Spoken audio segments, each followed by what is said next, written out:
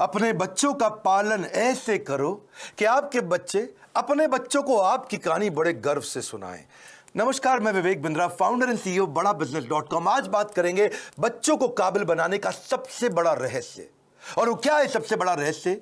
Parenting की बात करेंगे। आज ऐसे टिप्स दूंगा, हिल जाएंगे। अभिमन्यु को चक्रव्यूह भेदने की सारी कला मां के गर्भ में ही सीखने का अवसर मिल गया था।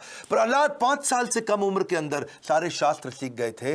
होलिका का दहन हो गया, लेकिन प्रहलाद का दहन नहीं हुआ। होलिका, जिसको आग में ना जलने का वरदान था, वो भी जल गई। पेरेंट्स वो पहले, they are first looking glass of their children. So to be in your child memory, बच्चों की मेमोरी में रहने के लिए आपको उनके जीवन में रहना पड़ेगा। सबसे पहले कितने भी झगड़े हो माता पिता के आपस में निपटा देने चाहिए। पेरेंटिंग है, मदरिंग फादरिंग नहीं है। मदर अकेले फादर अकेले नहीं, पेरेंटिंग दोनों चाहिए है। नुकसान बड़ा हो जाता है वरना। 1 साल तक बोलना और चलना सिखाते हो छोटे बच्चे को, आप 1 साल तक उसको बोलना चलना सिखाते हो, बोलो बोलो बेटा बोलो, सीखता है। और उसके बाद आगे कई साल तक आप उसको बोलते हो चुप बैठो चुप बैठो चुप बैठो चुप बैठो। बोलना भी बंद, चलना भी बंद, चुप बैठो चुप बैठो चुप बैठो। तो क्यों सिखाया 1 साल तक बोलो चलो, अब बोल रहे हो चुप बैठो। बच्चों को यह मत सिखाओ कि वो क्या सोचे, ये सिखाओ कि वो कैसे सोचे। Because a badly parented child is a lost child. परवरिश की परख जो होगी ना आपकी, वो इस बात से होगी कि बुढ़ापे में वो आपका कितना साथ देने वाले हैं। खराब परवरिश के कारण उसके सोशल स्किल वो खत्म हो जाते हैं, अनरिलायबल हो जाता है, अनस्टेबल, केयरलेस बच्चा होता है, आर्ग्यूमेंटेटिव होता है। आपका बच्चा रिजिड हो गया, जिद्दी है, रूड है, इनडिसिप्लिन्ड है, एंटी सोशल बिहेवियर हो रहा है, उसका अकेलापन महसूस करता है, कभी कभी पेसिमिस्टिक है, सेल्फ डिफीटिंग थॉट्स आते हैं, सीक्रेटिव है, बताता नहीं बातें अपनी, छुपाता है आपसे, सब कुछ छुपाता है, आपको दोस्त नहीं समझता, उसके अंदर फियर ऑफ फेलियर है। ये सब क्यों है? अगर आपकी पेरेंटिंग कमजोर है तो यही नुकसान होंगे। बच्चे बड़ों की बात सुनने में अच्छे नहीं होते, वो बड़ों को कॉपी करने में ज्यादा अच्छे होते हैं। भगवद गीता में कृष्ण ने कहा है, यद यद आचरति श्रेष्ठ तत्तद एव तरुजना। यद यद तत्तद, जैसा जैसा वैसा वैसा। मेरी बात समझिएगा, जैसा जैसा फादर कहेगा वैसा वैसा बच्चा नहीं करेगा, पर जैसा जैसा फादर करेगा वैसा वैसा बच्चा अपने आप करेगा। क्या मतलब हुआ? अगर आप बोलोगे तो नहीं मानेगा, आप करोगे तो अपने आप करेगा। इसका मतलब बच्चे कॉपी करना जानते, सुनना नहीं जानते। आप उन्हें इंस्ट्रक्शन मत दो, इंस्पिरेशन क्रिएट करो, वो अपने आप करेंगे। जैसा जैसा लीडर कहेगा वैसा वैसा फॉलोअर नहीं करेगा, लेकिन जैसा जैसा लीडर करेगा वैसा वैसा फॉलोअर अपने आप करेगा। और यही माता पिता और बच्चों के साथ भी होता है। एक बात समझिए कि greatest mark of parent is how they treat their child when no one is looking. जब कोई नहीं देख रहा हो, आप अपने बच्चों को कैसे डील करते हैं। 3 F याद रखिएगा। फर्म रहिए बच्चों के साथ, जो काम की बात है उस पर टिके रहिए, फेयर रहिए, जबरदस्ती सजा मत दीजिए, और फ्रेंडली भी रहिए ताकि कभी सजा देनी भी पड़ जाए तो मित्रवत व्यवहार बना रहे आपका उसके साथ में। टेक्निकली ना 4 प्रकार के माता पिता होते हैं, मेरी बात को समझना। एक होते हैं अथॉरिटेरियन, जैसा बोला वैसा कर, जितना बोला उतना कर, ये अथॉरिटी है। एक होता है डेमोक्रेटिक, मिल बांट करके बात करते हैं, बच्चों की सुनते हैं। पहले के ज़माने में अथॉरिटेरियन चलता था, आजकल डेमोक्रेटिक ज़्यादा ठीक रहता है। डेमोक्रेटिक मतलब बच्चों को इन्वॉल्व करें, उनको इन्फॉर्म ना करें, बच्चों के साथ मिलकर चर्चा करें, उनके साथ समय बिताएं, उनकी भी सुने अपनी भी सुनाएं। और एक होते हैं परमिसिव, तेरा जो मन करता है कर ले, उसको जो चाहिए उसको दिला दिया, उसको जैसा गिफ्ट चाहिए उसको वैसा दे दिया, जो गाड़ी बाइक मांगता तुरंत दे दिया, जो मोबाइल चाहिए तुरंत दे दिया। परमिसिव, कोई मतलब ही नहीं है। लेकिन इससे भी ज़्यादा खराब है निग्लेक्टफुल, अनइन्वॉल्व। वो क्या है? बच्चा क्या कर रहा है, किससे दोस्ती कर रहा है, किसके साथ उठता बैठता है, कोई जानकारी नहीं है। कंप्लीटली नेग्लेक्ट कर रहे हैं। आप कौन है? अथॉरिटेरियन है, जितना बोला उतना कर। डेमोक्रेटिक है, मिल बांट के रिश्ता बनाते हैं। परमिसिव है, जो करना है कर। नेग्लेक्टफुल, पता ही नहीं है कि क्या कर रहा है वो। तो 4 में से सबसे अच्छा है डेमोक्रेटिक पेरेंट होना। बिकॉज आप नहीं तो बच्चा बर्बाद हो जाता है, वो झूठ बोलना शुरू कर देता है। और अगर वो ज्यादा झूठ बोल रहा है, इसका मतलब आपने बहुत रिएक्ट किया था उसकी पुरानी गलतियों के ऊपर, और फिर वो सीक्रेटिव हो जाता है और अपनी बातें नहीं बताता। मैदान में हारा हुआ इंसान तो जीत सकता है, लेकिन मन से हारा हुआ इंसान कभी नहीं जीत सकता। तो मन से ना हारे बच्चा। अब सुनिए पेरेंटिंग के असली टिप्स। पहला टिप, इनकरेज करिए अपने बच्चे को, वो बचपन से इनोवेटिव थॉट प्रोसेस बिल्ड करें। उसको ऐसे प्रश्न पूछिए कि वो इनोवेशन बिल्ड कर सके। दूसरा, उसके साथ बैठ के किताबें पढ़िए और अच्छे वीडियोस देखिए। ये नहीं उसको बता दिया, उसके साथ बैठिए, खुद भी पढ़िए, चर्चा करिए उसके साथ में। तीसरा, कुछ क्वेश्चनिंग का आपस में फॉर्मेट बिल्ड करिए, म्यूचुअल क्वेश्चनिंग, कुछ वो आपसे पूछे, कुछ आप उससे पूछो, और खास तौर से आप उससे पूछो, वो आंसर करे, ज़्यादा बोलेगा, रिलेशनशिप बनेगा। प्ले विद योर चाइल्ड, उसके साथ खेलिए, फ्रेंडशिप इज द की। उसकी दोस्ती हो गई तो आपसे कभी मन नहीं चुराएगा। अगला मेरा पॉइंट है बजटिंग। बच्चे को बजटिंग सिखाओ, उससे उसके इमोशनल रिक्वायरमेंट कम होगी, इंटेलेक्चुअल कैपेबिलिटी बढ़ेगी। बजटिंग का मतलब क्या हुआ, आप उसको बता सकते हो कि भाई तुम्हें 500 रुपया हफ्ता दूंगा, उदाहरण है, आप अपनी कैपेसिटी के हिसाब से डिसाइड कर लो। 500 रुपया हफ्ता मतलब 2000 रुपया महीना मिलेगा तुमको। अब तुम्हें कोई गेम खरीदनी है, कोई खिलौना खरीदना है, बहुत इच्छा कर रही है, लेकिन तुम्हारे बजट में नहीं आता, तो तुम एक महीना रुको, अगले महीने जब तुम्हारे पास 2000 की जगह 4000 हो जाएंगे तब खरीद लेना। अगर वो 6000 का है तो 3 महीना रुको, 3 महीने बाद खरीद लेना, पैसा इकट्ठा करो। इससे वो अपनी इमोशनल डिजायर्स को रेगुलेट करना सीख पाएगा। उसको बचपन से आपने थोड़ा थोड़ा फाइनेंस सिखा दिया, वो बचपन में ही कैलकुलेटर लेकर के समझने लग जाएगा, हिसाब लगाने लग जाएगा। उसको लर्निंग, स्पीकिंग, रीडिंग, राइटिंग, इसको बोलते हैं LSRW, इसकी प्रैक्टिस कराओ। अब कभी भी अगर कोई कहानी भी सुनानी हो बच्चों को, तो कहानी किसकी सुनाओ, कुछ हेल्दी फूड के बारे में, खाने की ईटिंग हैबिट्स के बारे में, या कुछ सक्सेस के बारे में कहानी सुनाइए। क्वेश्चन आंसर की टेक्निक बहुत काम आती है। उसको सिनेरियोज देकर के क्वेश्चंस करो कि अगर ऐसा हो तो क्या करना चाहिए, ऐसी परिस्थिति में क्या करना चाहिए, तो वो सोचेगा। जब वो अच्छा सोचेगा, उत्तर देगा आपको, तो अपने आप सफल होगा। उसको पैशन ओरिएंटेड कंटेंट दिखाओ। उसका वीडियो गेम खेलने का मन करता है, उसके अंदर देखो स्किल क्या है, उस स्किल के हिसाब के वीडियोज उसके साथ बैठ के देखो, उस स्किल के हिसाब के उसको स्किल की ट्रेनिंग भी दिलाओ। उसको अगर वो बाहर खेलने नहीं जा रहा है, अंदर केवल कंप्यूटर गेम पे लगा है, या केवल बाहर खेलने जा रहा है और कंप्यूटर पे बिल्कुल नहीं बैठता, इक्वल वेटेज दो। कंप्यूटर गेम्स से भी बच्चे का माइंड शार्प होता है, और बाहर भी खेलने जाए। यानी कि फिजिकल और इंटेलेक्चुअल दोनों कैपेबिलिटीज उसकी बिल्ड करनी जरूरी है। आप उसको अलग अलग सिनेरियो के जब क्वेश्चंस करते हो ना, तो उसमें रिस्क और फेलियर को भी थोड़ा थोड़ा आने दो उसकी लाइफ में। थोड़ा स्मॉल रिस्क, स्मॉल फेलियर आने दो, तभी बाउंस बैक करना सीखेगा। उससे वो प्रॉब्लम सॉल्व करनी सीखेगा, और problem solving is a game changer. मेरा एक इंपॉर्टेंट सजेशन है, अपने बच्चे के साथ में मोटिवेशनल कंटेंट बैठ करके कंज्यूम करें, यानी इससे उसका कैन डू एटीट्यूड बढ़ेगा। मैं भी कर सकता हूं।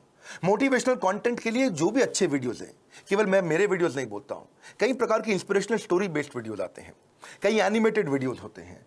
उसके साथ बैठो, देखो, उससे पूछो आपने क्या सीखा, फिर आप बताओ आपने खुद क्या सीखा, फिर वो बताए उसने क्या सीखा। तो इससे उसके अंदर कैन डू एटीट्यूड बिल्ड होगा, और हो सके तो थोड़ा ऑर्गेनाइज करने में उसकी मदद करो। उसके साथ बैठ करके देखो, अपने आप बच्चा ऑर्गेनाइज कभी नहीं होगा।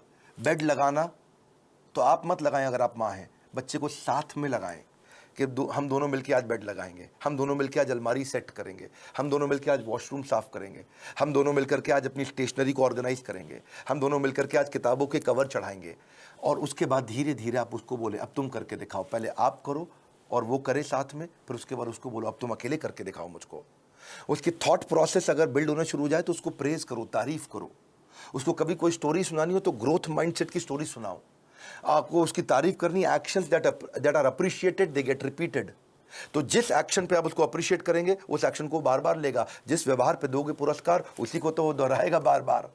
और आप क्या करें, जब भी चर्चा करनी हो, गोल ओरिएंटेड चर्चा करो, फ्री फ्लो चर्चा नहीं होनी चाहिए। और क्या मजे हो रहे हैं, बस आप लगे ही हुए, इसके बाद कुछ भी बात किए जा रहे हैं। सोचिए मैं इसको कैसा बनाना चाहता हूं, उस सब्जेक्ट की कहानियों पे चर्चा करो, गोल ओरिएंटेड।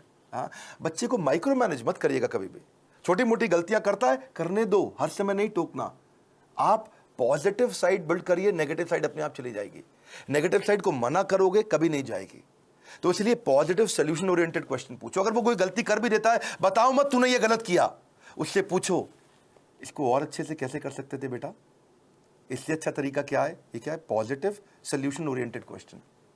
बेटा आपको क्या लगता है सबसे इंटेलिजेंट बच्चे इसको कैसे हैंडल करते, बेटा आपको क्या लगता है सबसे अच्छा तरीका इसको करने का क्या हो सकता है।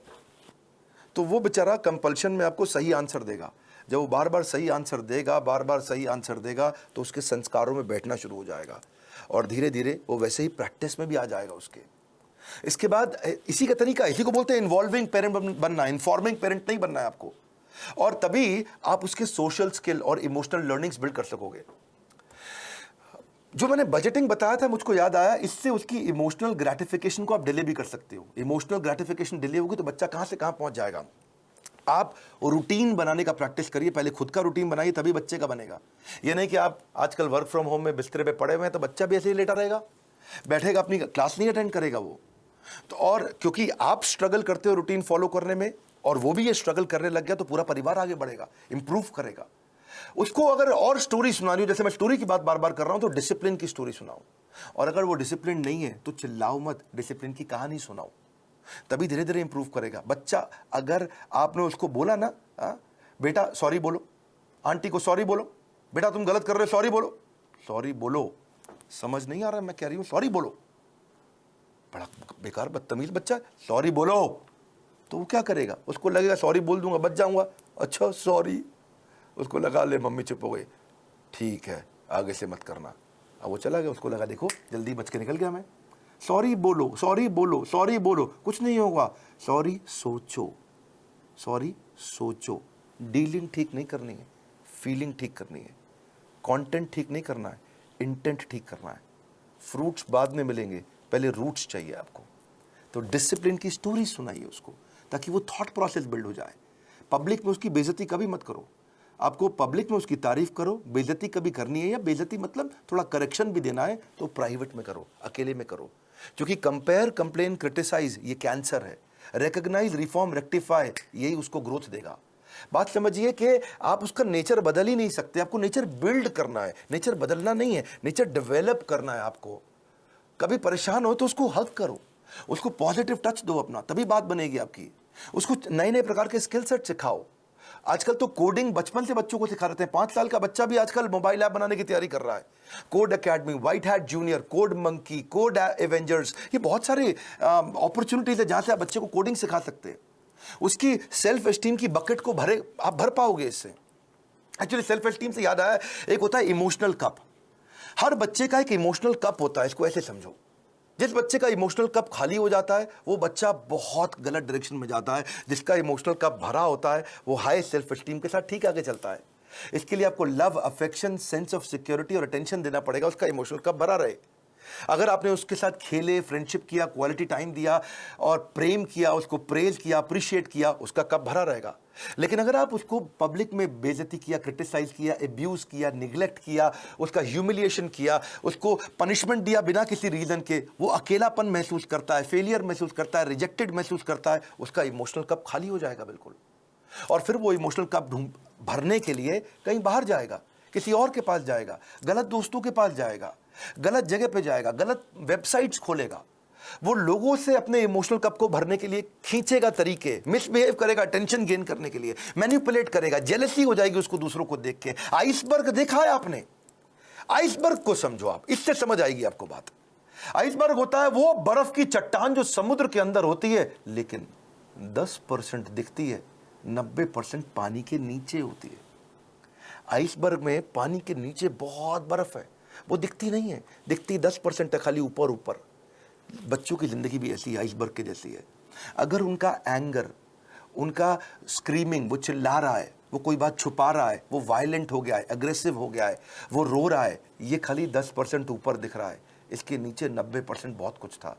उसकी एंग्जाइटी, फ्रस्ट्रेशन, उसका डिस्ट्रेस, उसका ट्रस्ट ना कर पाना, उसका फेलियर, उसका ग्रीफ, उसका अनश्योर होना, उसका स्ट्रेस में होना, अटैक्ड महसूस करना, उसका हर्ट महसूस करना, उसका वरिड, अलोन, लोनलीनेस फील करना, ये सब समुद्र के नीचे था। और समुद्र के ऊपर क्या है? थोड़ी सी बर्फ दिख रही है। आप उस बर्फ को लेकर ट्रीटमेंट कर रहे हो, जो नीचे दिखती हुई बर्फ को लेकर कर रहे हो, जो नीचे छुपी हुई बर्फ है, उसको ठीक करना है। इसलिए करेक्शन नहीं, इंस्पिरेशन। बच्चे, पता है, अगर आपको उनको सफल बनाना है, उनकी सफलता का स्कोर बोर्ड बना दो, गेमिफाई कर दो। इसको क्या बोलते हैं? Gamification of value inculcation. अगर आप उनमें संस्कार डालना चाहते हो तो गेमिफाई कर दो उसको। इसको गेम देखो, बिकॉज अगर स्कोर बोर्ड बना दोगे ना तो वो जीतना चाहेंगे। देखा आपने, क्रिकेट का स्कोर बोर्ड होता है, बास्केटबॉल का स्कोर बोर्ड होता है। जैसे स्कोर बोर्ड चालू होता है, बच्चे जल्दी खेलते हैं, एनर्जी से खेलते हैं। जब टेस्ट प्रैक्टिस मैच होता, क्रिकेट में भी पहली बॉल प्रैक्टिस बॉल फेंकते, सुना आपने? कौन खेलता है? उसने बल्ला घुमाता नहीं बच्चा, ठीक, क्या फर्क पड़ता है, आउट भी हो जाए तो भी कोई फर्क नहीं पड़ता। लेकिन जैसे ही स्कोर बोर्ड शुरू होता है, बच्चे जान लगा के खेलते हैं, अबे जीतना है अपने को, एनर्जी आ जाती है उनकी। वैसे ही आप भी कुछ इसको वैल्यू, संस्कारों को बिल्ड करने के लिए गेम क्यों नहीं बना देते? कोई टोकन लेके आओ बाजार से, उस पर 1 रुपया, 2 रुपया, 5 रुपया, 10 रुपया लिखो टोकन पे, और उनके साथ डिस्कस करो। अगर ये बिहेवियर करोगे तो तुम्हारे इस बॉक्स के अंदर मैं 2 रुपए का टोकन डालूंगी, 5 रुपए का डालूंगी, 10 रुपए का डालूंगी, या डालूंगा अगर आप पे कहें तो। और अगर तुमने ये गलत बिहेवियर किया तो ये टोकन बाहर निकल जाएगा, तुम्हारा रोज का स्कोर बोर्ड बनेगा शाम को। अगर वो सुबह टाइम से उठा तो 2 रुपया मिला, अगर उसने ब्रश टाइम से किया तो 2 रुपया मिला। रुपया मतलब पॉइंट, आपने बोला, मैं पॉइंट कह रहा हूं, उसको रुपया दें या पॉइंट दें, लेकिन बाद में उसको रिडीम करने का तरीका बना दो, है जी। अगर टाइम से होमवर्क किया तो 5 नंबर मिल गए या रुपया मिल गया। अगर आप वो समय से सोने चला गया तो 2 रुपया मिल गया। अगर वो समय से खाना खाएगा तो 7 रुपया मिल गया। अगर टेंट्रम करेगा तो काट लो, सामान फेंक रहा है इधर उधर तो काट लो, उसमें से निकाल लो, चिल्ला रहा है, गाली दे रहा है तो 7 रुपया निकाल लो। अगर मिसबिहेव कर रहा है माता पिता के साथ तो 10 रुपया निकाल लो। ओबे नहीं कर रहा आपकी बात, 7 रुपया निकाल लो। किसी को गाली देता है, थूक देता है किसी के ऊपर, तो 10 रुपया निकाल लो। तो आपने तरीका निकाला। इससे क्या होगा, शुरू शुरू में तो पॉइंट के चक्कर में वो अच्छे बिहेवियर्स को प्रैक्टिस कर जाएगा, पर आने वाले समय के अंदर वो उसकी आदत बन चुकी होगी, वो उसके बिहेवियर में, उसकी प्रैक्टिस में आ चुका होगा, और फिर उसकी लाइफ से, इसको बोलते हैं गेमिफिकेशन। बच्चे को अकेला मत छोड़ो इतना। बच्चों के आंसू ना कड़वे होते हैं, उन्हें मीठा करना है आपको। उसकी जिज्ञासा गहरी होती है, उसको शांत करना है। उसका दुख बहुत तीव्र होता है, इससे उससे ले लो। उसका हृदय कोमल है, उसे कठोर मत बनाओ। Your children will become what you are, so be what you want them to be. बड़ी सिंपल सी बात है भैया। अगर आप दोनों का आपस में झगड़ा भी है, पति पत्नी का, बच्चों के लिए सुलझा लो। आओ साथ में बैठो, बात करो, प्यार करो दूसरे को, ताकि बच्चे का जीवन सुरक्षित हो सके।